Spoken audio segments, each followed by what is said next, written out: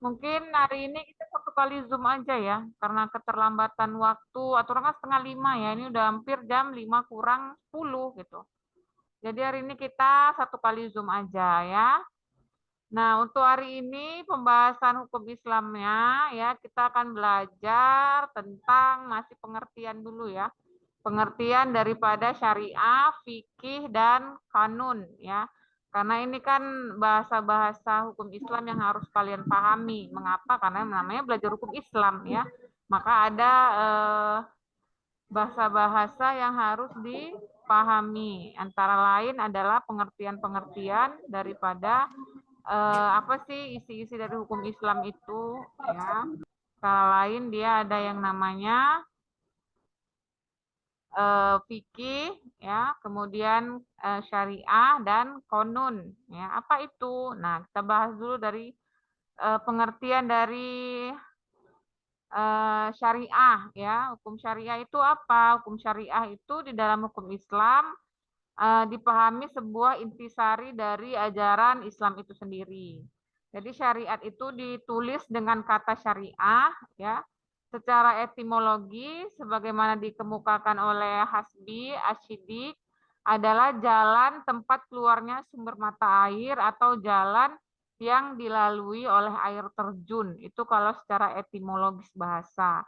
Yang kemudian diasosiasikan oleh orang-orang Arab sebagai Atarikah al-Mustaqimah, yang artinya sebuah jalan yang lurus yang harus diikuti oleh setiap umat muslim. Jadi syariah itu adalah secara sosialisasi di sosiasi dari bahasa Arab itu sebagai artinya adalah sebuah jalan yang lurus, jalan yang harus diikuti oleh setiap umat muslim. Itulah dia syariah. Jadi syariah ini adalah tata aturan atau hukum-hukum yang disyariatkan oleh Allah kepada hambanya untuk diikuti. Diperjelas oleh pendapat lain bahwa syariat berarti segala ketentuan Allah yang disyaratkan bagi hamba-hambanya, baik yang menyangkut akidah, ibadah, akhlak maupun muamalah. Jadi segala hal yang berkaitan dengan akidah, dengan ibadah, dengan akhlak dan dengan muamalah ya, itu haruslah berdasarkan syariat Islam ya. Artinya hukum-hukum itu berasal dari Allah ya, dan juga berasal dari hadis Nabi Muhammad. Seperti itu ya. Nah, kemudian sesuai juga dalam surah Al-Jasiyah ayat 18 ya. Di dalamnya dikatakan, kemudian kami jadikan kamu berada di atas suatu syariat atau peraturan dari urusan agama itu, maka itulah syariat itu dan janganlah kamu ikuti hawa nafsu orang-orang yang tidak mengetahui. Jadi syariat ini dia diartikan sebagai jalan yang lurus, ya, jalan yang harus diikuti oleh umat muslim dan diartikan juga dengan yang namanya agama. Ya, artinya agama Islam itu adalah syariah, gitu ya.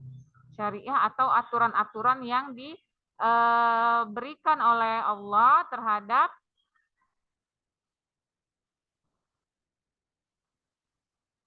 umat muslim ya, itulah dia syariat. Nah, kemudian ada lagi satu bahasa yaitu kanun ya. Jadi kita ini kan bahas tentang aturan-aturan dalam hukum Islam. Setelah tadi syariat yang bersumberkan dari Allah, dari Al-Qur'an dan hadis, maka ada yang namanya kanun. Apa itu kanun? Nah, kanun itu kecilkan sedikit suaranya ya. Ya, suara.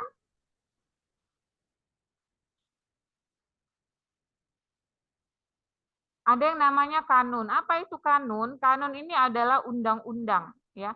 Kalau kita mengetahui di dalam negara ini ada undang-undang yang dibuat oleh legislatif, ya. Maka di dalam hukum Islam juga ada namanya undang-undang. Undang-undang inilah yang dinamakan dengan kanun, ya. Jadi kanun ini merupakan kata yang berasal dari bahasa Arab, yaitu Mujam al-Wasih yang menyebutkan bahwa kanun adalah setiap perkara yang bersifat kuli atau menyeluruh yang relevan dengan seluruh juz'iyah, bagian-bagiannya, yang darinya hukum-hukum juz'iyah tersebut dikenal. Jadi kanun ini adalah undang-undang atau aturan-aturan yang dibuat berdasarkan dengan syariah tadi, ya.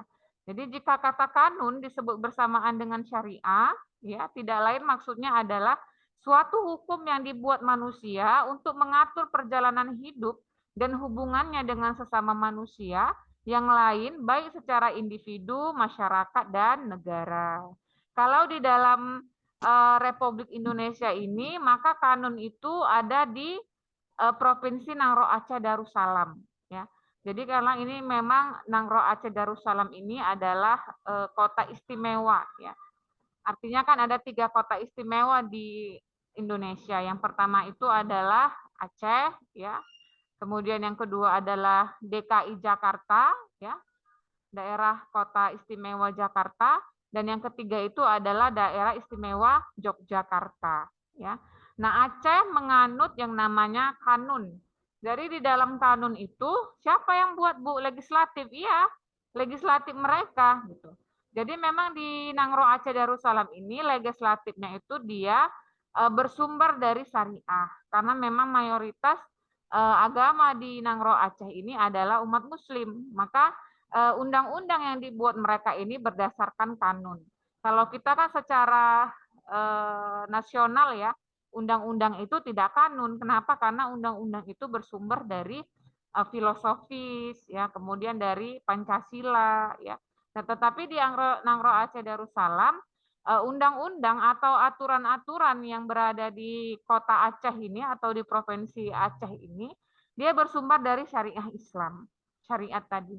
Maka syariat tadi yang berdasarkan dari sunnah Nabi dan juga dari Al-Quran, ya, maka dia dibentuk menjadi yang namanya kanun. Apa aja aturan-aturan kanun di Nangro Aceh Darussalam? Banyak ya. Antara lain itu adalah kalau kalian ke sana itu setiap hari Jumat ya pasti tutup semua, wajib. Ya, jadi rumah makan, kemudian yang jualan pakaian, ya, kemudian pokoknya toko-toko, instansi, lembaga segala macam di saat sholat Jumat itu semua tutup. Nah itu ada kanunnya, gitu. Itu ada undang-undangnya. Kenapa? Karena memang secara syariat Islam, ya, bahwa setiap adanya sholat Jumat maka itu diwajibkan untuk berhenti. Itu secara syariahnya. Nah, di dalam Aceh itu, kota Aceh dibuat aturan seperti itu. Jadi kalau kalian ke Aceh, bertepatan dengan sholat Jumat, maka jangan heran kalau semuanya tutup. Ya. Tutup, sepi. Jalanan sepi, kenapa? Karena memang itu aturannya. Itulah kanunnya. Kanun di Nangro Aceh Darussalam yang berdasarkan dengan syariat. Jadi kata kanun berasal dari kata undang-undang. Nah, kalau di kita memang di Nangro Aceh Darussalam lah yang membuat sistem kanun seperti ini, ya. Nah, kemudian tadi setelah syariat, kanun, fikih ya. Satu lagi adalah fikih. Nah, fikih ini apa? Kalau kita sering ya dengar dengan fikih dakwah misalnya ya, fikih perempuan ya, fikih bermuamalah. Nah, fikih ini dikatakan sebagai aturan-aturan yang dia itu mencakup pada muamalahnya, ya. Bentar ya. Jadi fikih-fikih ini dia aturan-aturan yang memang mengatur di dalam ibadah dan muamalah. Jadi dia dua, ada ibadahnya, ada fikih ibadahnya, dan ada fikih muamalahnya. Ya, fikih ibadah ini mencakup hubungan antar manusia dengan Tuhannya, dan kalau dia fikih muamalah, ya dia berkaitan dengan hubungan antara manusia dengan sesamanya. Ya. Jadi kalau sering kalian lihat buku-buku di dalam hukum Islam itu ya ada fikih dakwah, ya, kemudian ada fikih wanita, ada fikih jual beli, ya.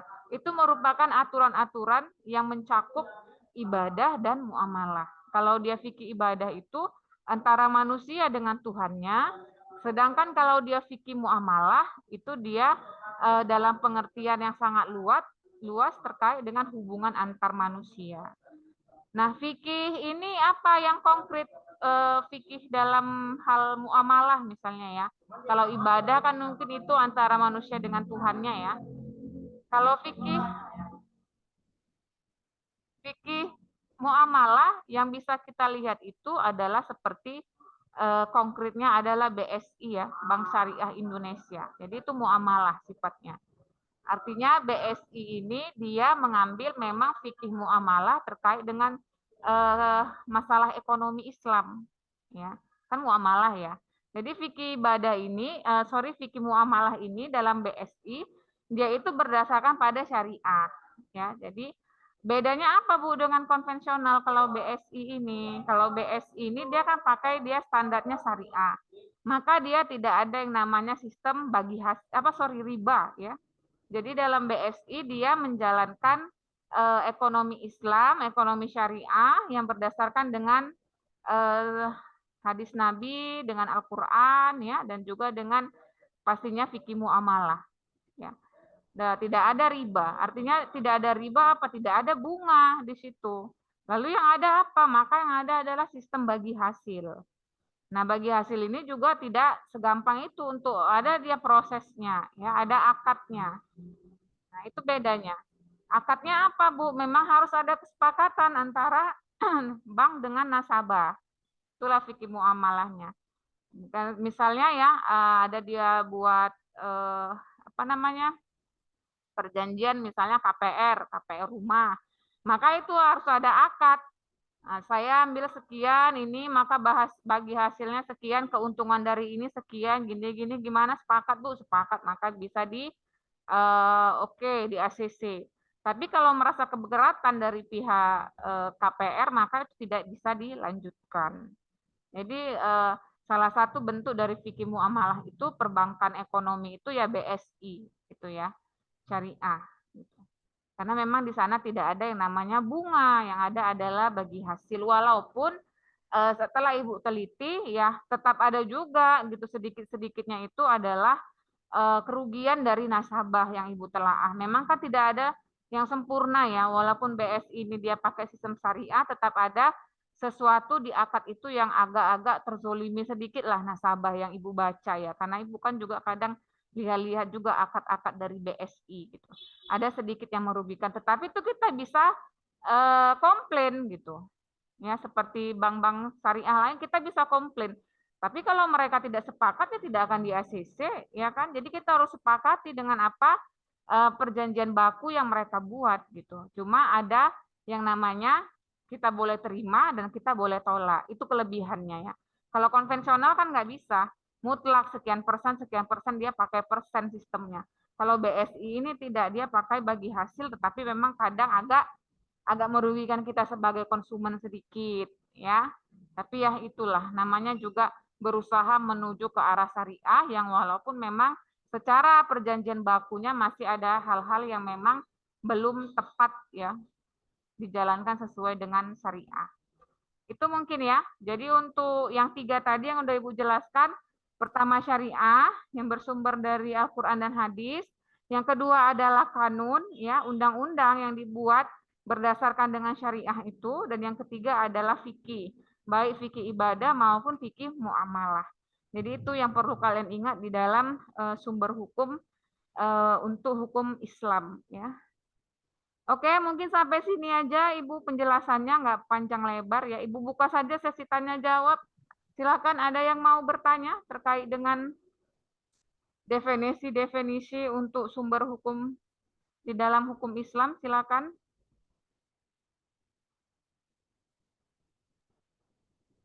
Izin Bu, bertanya nih Bu, Ya, silakan.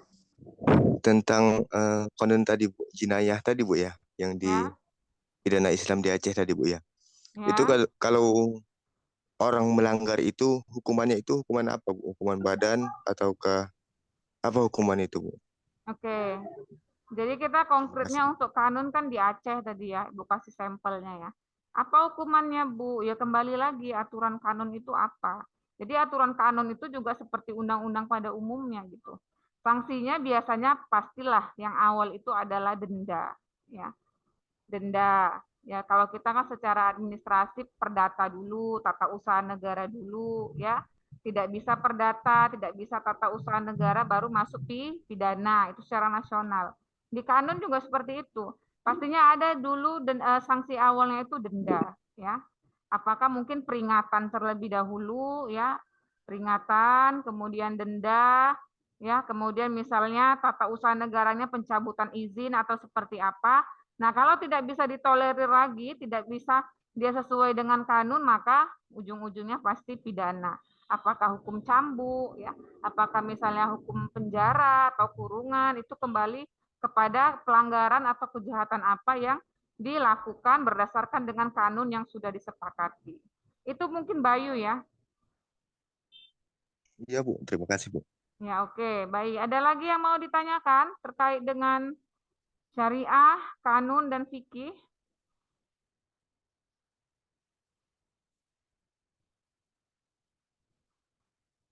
Ada? Tidak ada, pas?